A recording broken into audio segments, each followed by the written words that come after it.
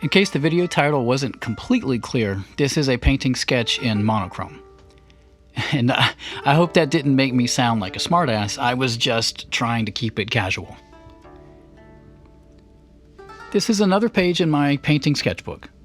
Lately, I've been focused on improving my painting, especially my alla prima skills. Painting a picture in one sitting has always been difficult for me, so like anything else, I need lots of practice.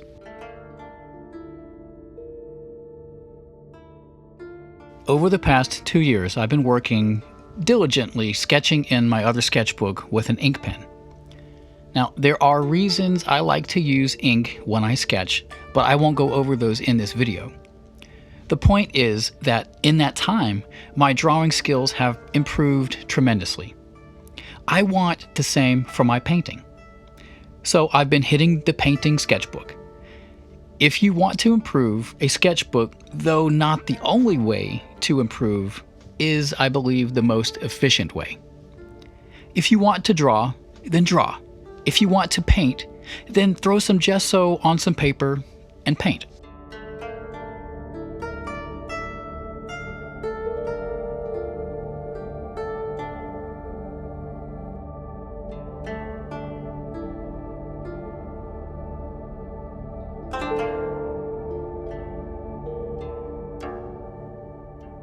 Going off the title of this video, this sketch is being done in a monochrome palette. The reason is, I like the look of a picture done in a monochrome scheme. And also with such a simple palette, the challenges of making complex paint mixing decisions are null and void. Since I am fairly new to painting in this manner, I am starting as simply as I can.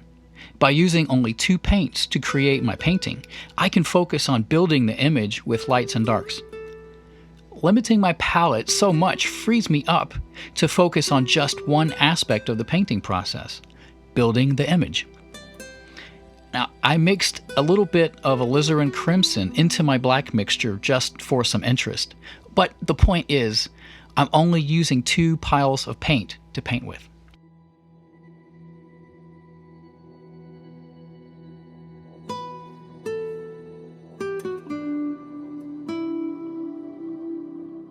Working with a monochrome palette helps us to systematically eliminate the complications of working with color and allows us to focus wholly on value, which is most important when creating a 3-dimensional object.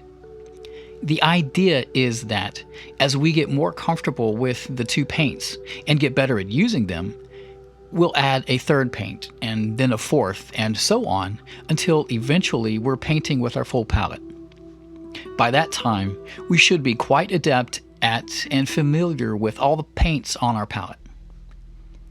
I plan to keep painting grisaille sketches until I feel that I've gotten past my first plateau. Once I've seen a noticeable difference in my abilities, then I'll step up and add a 3rd paint to my palette.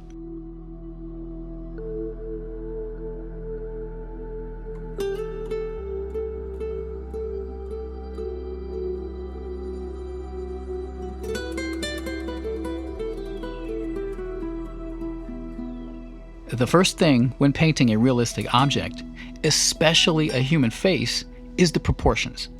They have to be correct, and if not perfect, then as close as possible. And this is paramount to achieving a believable portrait.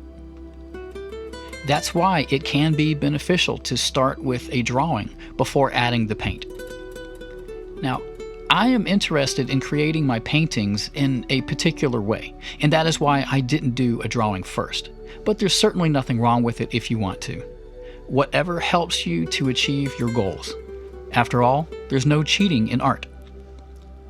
Just keep in mind that developing drawing skill and time spent practicing your drawing does pay off. The sharper you get, the easier it is to find these proportions and get them right.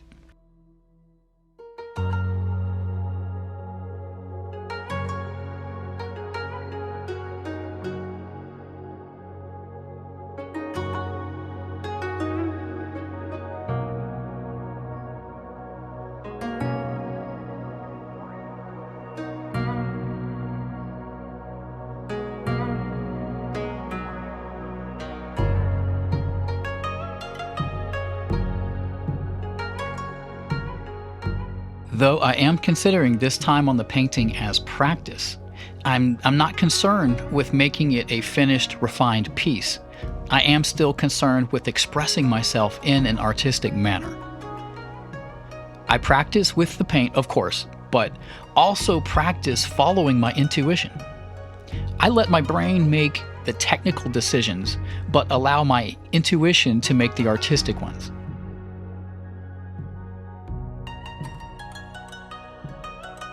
It doesn't always work out, but that's why we do sketches, to practice all of the things that we feel are important.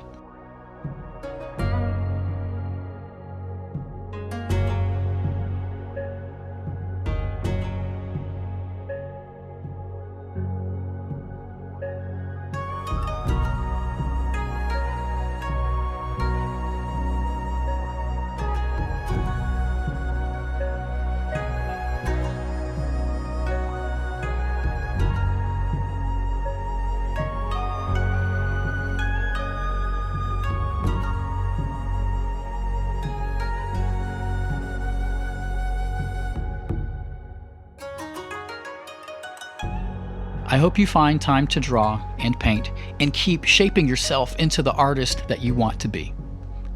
Thank you so much for watching, and I will see you next time.